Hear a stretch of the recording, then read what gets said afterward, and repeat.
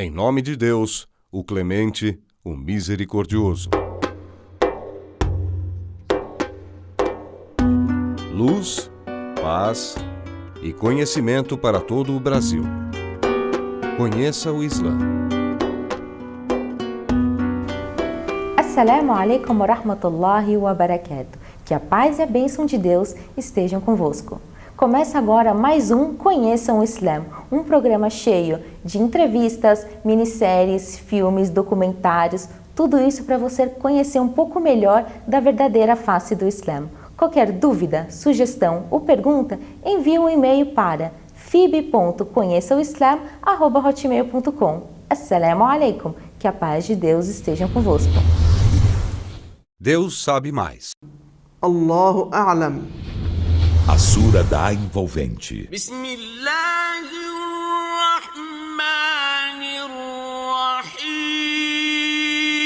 Em nome de Alá, o Misericordioso, o Misericordiador.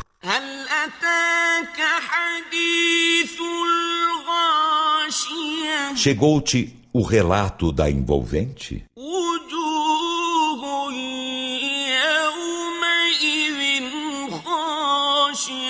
Nesse dia, haverá faces humilhadas,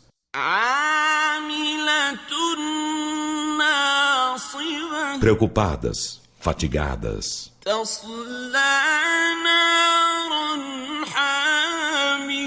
Queimar-se-ão em um fogo incandescente.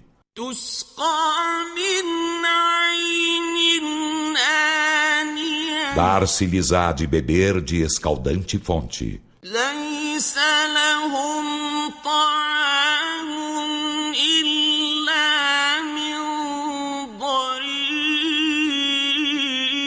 Para eles não haverá alimento senão o de dari,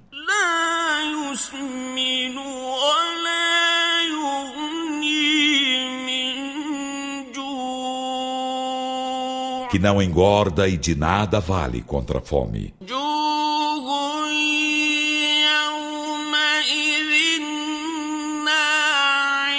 Nesse dia haverá faces cheias de graça, agradadas de seu esforço.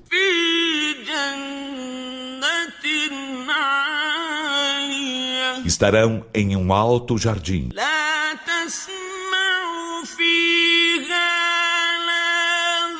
Nele tu não ouvirás frivolidade alguma.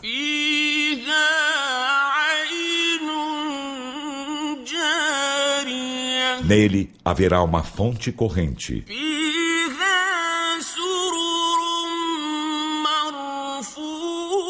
Nele haverá leitos elevados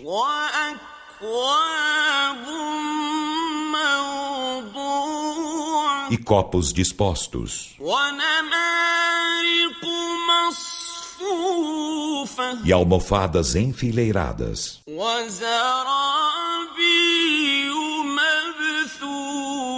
e tapetes espalhados.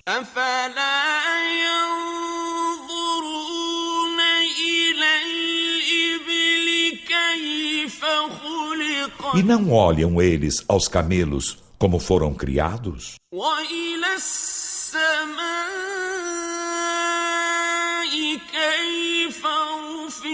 E ao céu, como foi elevado?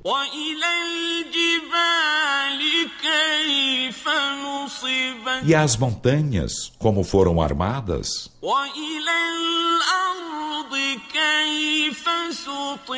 E a terra, como foi distendida?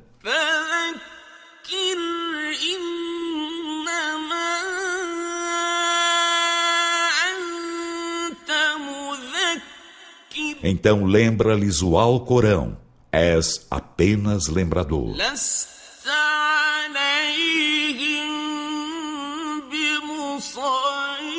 Não és sobre eles dono absoluto.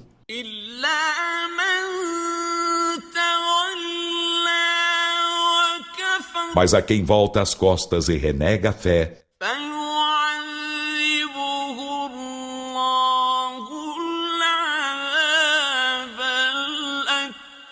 Alá castigá-lo-á com castigo maior. إن إلينا إيابهم Por certo, a nós será a sua volta. ثم إن علينا حسابهم. Em seguida, por certo, impender-nos à sua conta. E agora ficamos com a mensagem do Sheikh Rodrigo Rodrigues.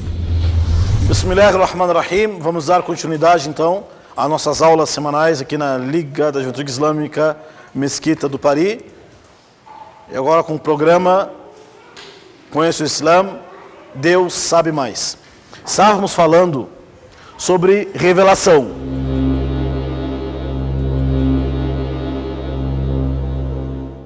Tem uma surata chamada Surata do Elefante, que é a surata de número 105. Por que foi revelada essa sura?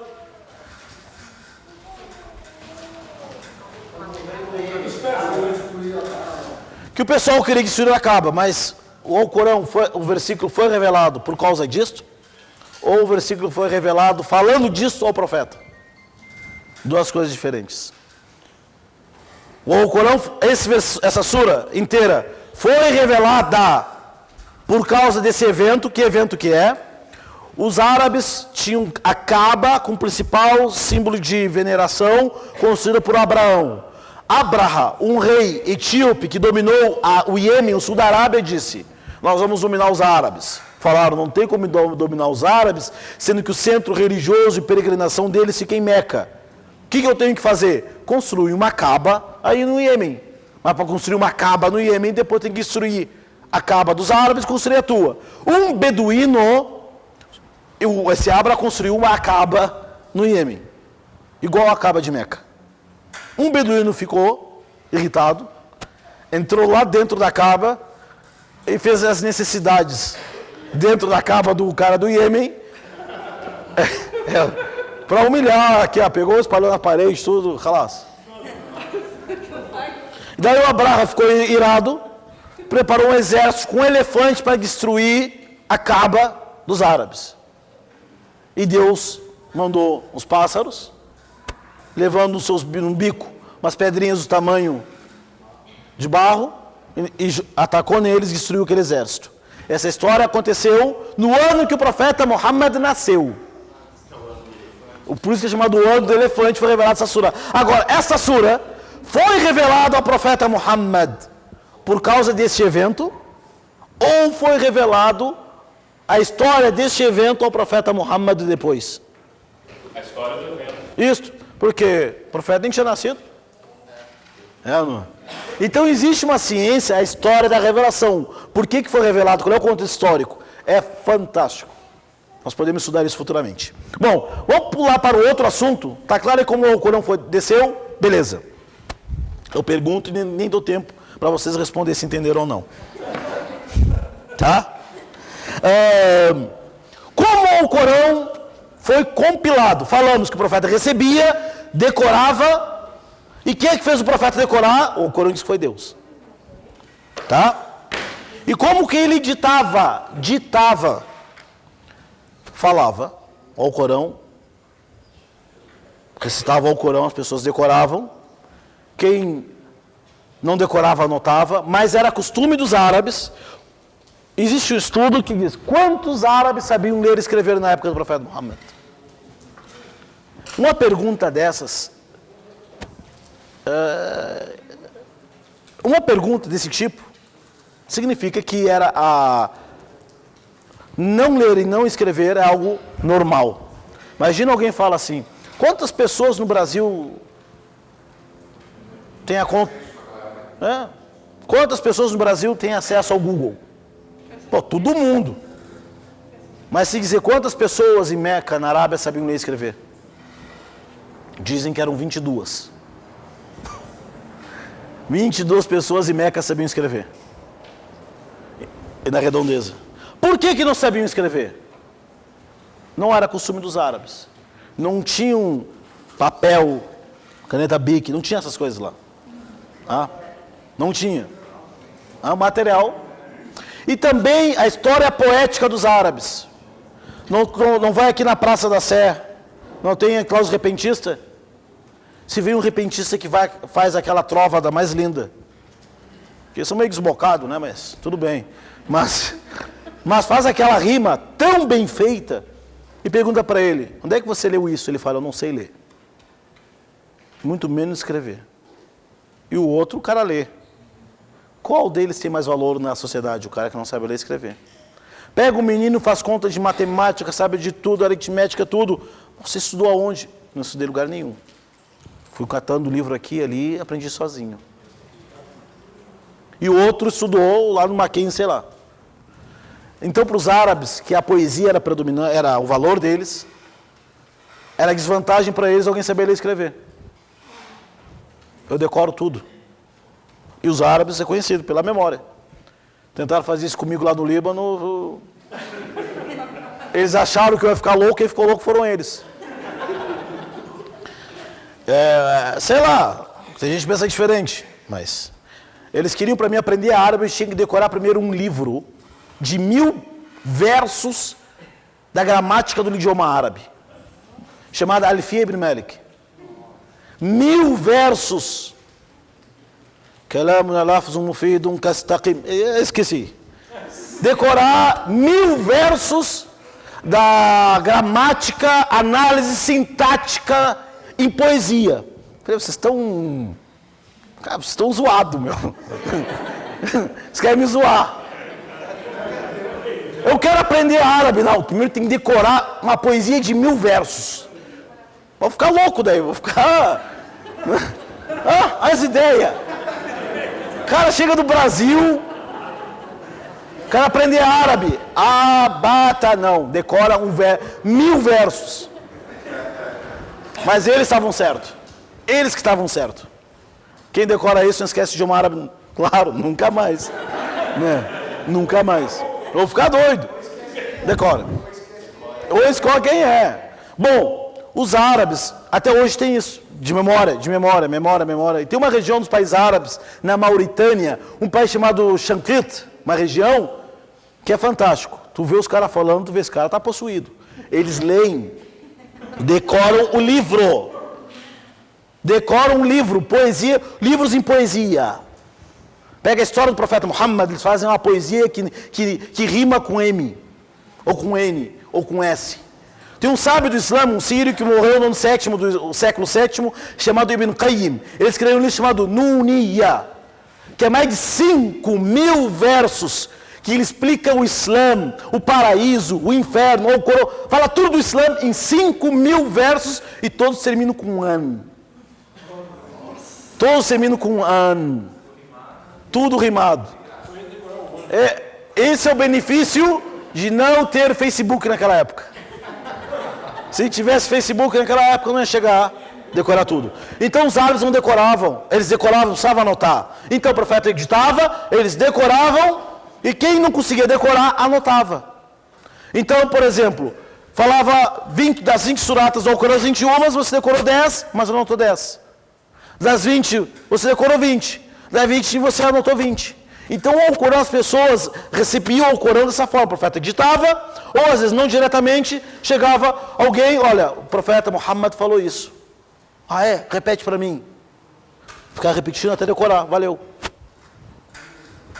Era assim, naquela época, pegou o Alcorão para ler, quer aprender o Alcorão comigo? Repete. Neles serão eternos, neles serão eternos, neles serão eternos enquanto se perpetuarem, neles serão eternos enquanto se perpetuarem, os céus e a terra, os céus e a terra. Repete até decorar. Eles decoravam o Alcorão assim. Ficou gravado na cabeça deles.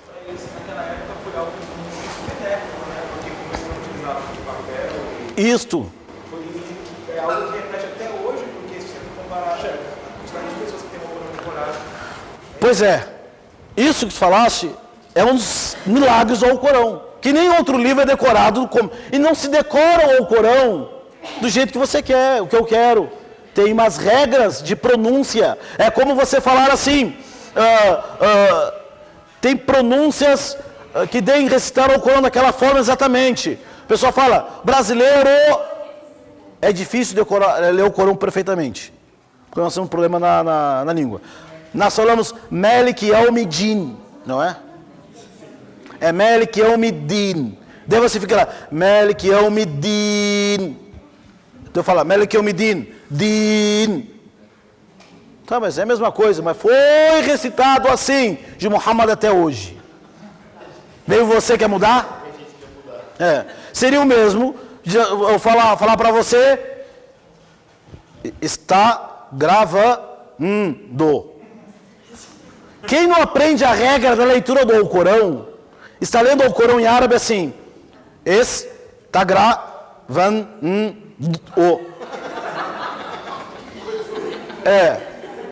Eu estou lendo o Corão, eu sei o Corão. Não, o Corão, quando é estudado, lido, tem que ser da forma que foi ensinado lá adiante, lá no fim, lá no começo. E é chato, mas sem benefício. Porque está aprendendo a palavra de Deus. Palavra de Deus. Conheça o Islã.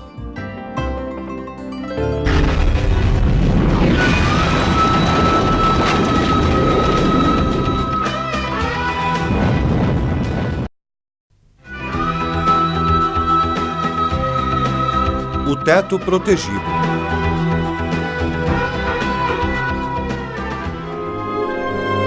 No Alcorão, Deus chama a atenção para um atributo muito interessante do céu.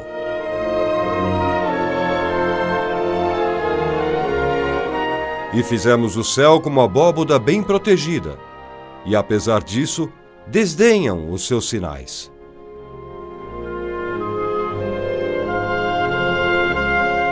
Esse atributo do céu tem sido comprovado por pesquisas científicas feitas no século XX.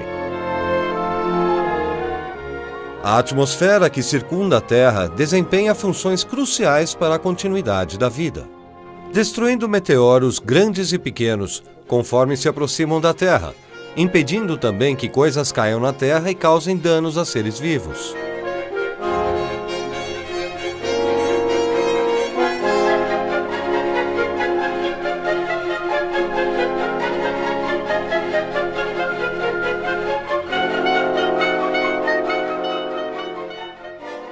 Além disso, a atmosfera filtra os raios de luz vindos do espaço, que são nocivos aos seres humanos.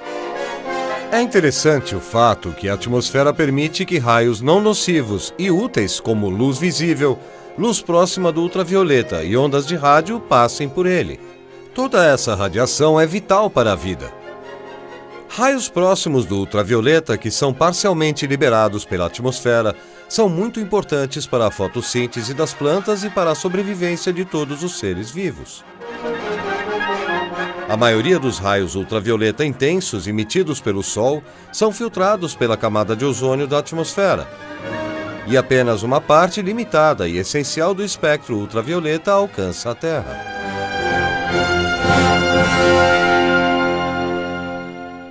A função protetora da atmosfera não acaba aqui. A atmosfera também protege a Terra do frio congelante do espaço, que é por volta de 217 graus centígrados negativos.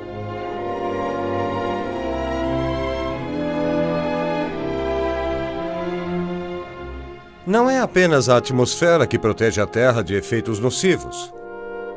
Além dela, o cinturão de Van Allen, uma camada formada pelo campo magnético da Terra, também funciona como um campo contra a radiação nociva que ameaça o planeta.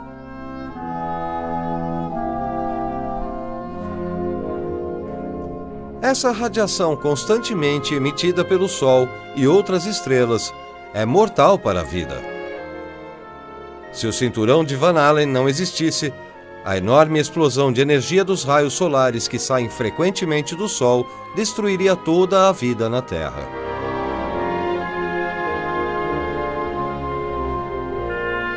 A energia transmitida em uma dessas explosões, detectadas na atualidade, foi calculada como sendo equivalente a 100 bilhões de bombas atômicas, semelhantes àquelas jogadas em Hiroshima.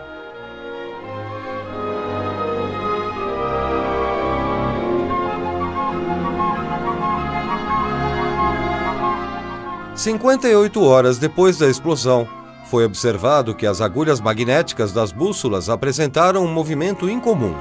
E 250 quilômetros sob a atmosfera da Terra, a temperatura aumentou repentinamente para 2.500 graus Celsius. Resumindo, um sistema perfeito funciona acima da Terra e cerca o nosso mundo, protegendo-o contra ameaças externas.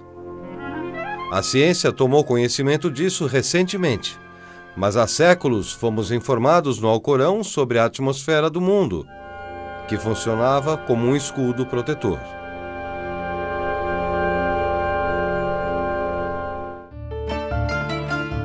Conheça o Islã. E agora ficamos com a mensagem do Sheikh Muhammad al-Bukai.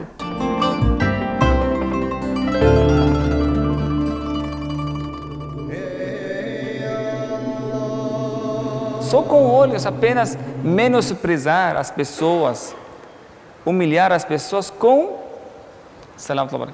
olho. Aí, olha que castigo. Al-Lumaza, aquele mais na fala dele, ele menosprezar as pessoas, nas palavras. Uma palavra assim, que deixa a pessoa... Ai dos difamadores, caluniadores, isso. riquezas e tesouros, Mashallah. pensando que suas riquezas o Fala. imortalizarão. Levanta e fala. Repita de novo, por favor. Aqui, fique aqui. Fique aqui melhor. Fica, não é vergonha, não. Você tem que ter orgulho, não é vergonha. Sim ou não, gente? É? Mas eu memorizei para lá. Mas então, fala para Allah também. Árabe. Não, pode ser árabe e português. Bismillahirrahmanirrahim.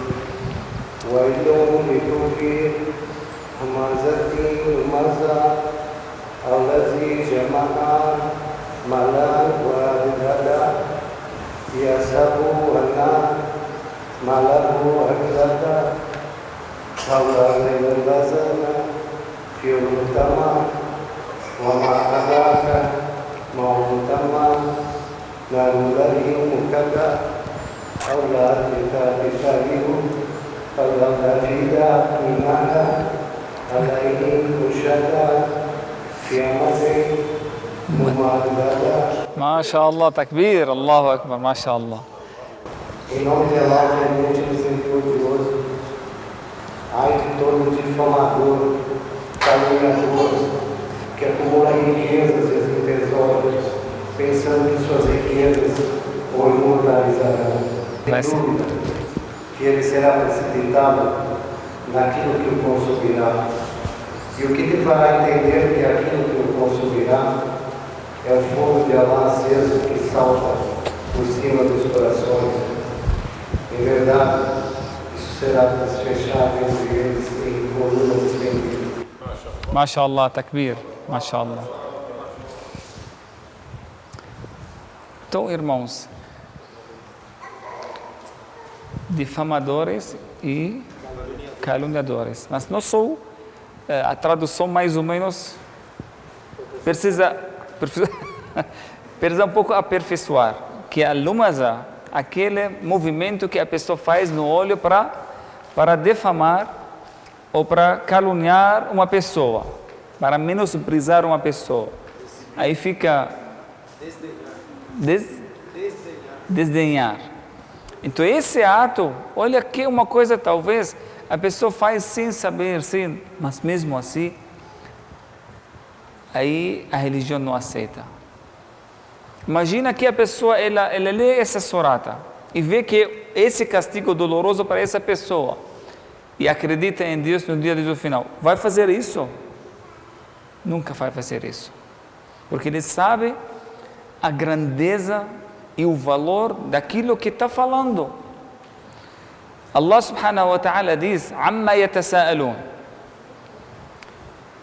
Sobre o que eles estão se perguntando um aos outros. As pessoas na época do profeta ficaram cada um perguntando o outro. Aí Allah subhanahu wa ta'ala respondeu: Ani naba al-azim, sobre a grande notícia. Então, a grande notícia aqui quer dizer o dia do juízo final. Então, Allah subhanahu wa ta'ala chamou uma coisa grande. E os sábios dizem, a grandeza da coisa depende da pessoa quem fala. Aí você pode saber e perceber quando é grande ou não. Vamos dar um exemplo. Se, por exemplo, uma criança de 7 anos, aí correu e falou para você: pai, eu vi uma coisa grande, ou quero fazer uma doação grande. Você imagina quando ele vai? Ou tem um valor grande para uma criança de 7 anos? Vai ser quando, por exemplo? Você imagina que ele tem 1 milhão, por exemplo? Pensa que ele vai fazer essa doação, vai ter esse valor? O grande para uma criança, talvez pode ser, para ele um brinquedo já é grande, já é uma coisa grande, né? Então depende da pessoa que fala. Quando um rei, por exemplo, fala para você: eu vou doar um valor grande, aí a coisa muda, né? Porque o rei, quando fala uma coisa grande, você imagina que uma coisa maior. Imagina quando Allah subhanahu wa ta'ala chama uma coisa grande, como essa coisa tem que ser. Então, o dia do juízo final é um dia grande. A grandeza desse dia a gente percebeu nessa surata, nesses versículos de Allah subhanahu wa ta'ala. Deus é maior. Allahu Akbar. Chegamos ao fim de mais um programa Conheça o Islã. Conheça uma mesquita, conheçam o Corão. E saiba que o Islã é mais que uma religião, é também um sistema de vida. Porque o islamismo não é terrorismo. Assalamu alaikum, que a paz de Deus esteja convosco.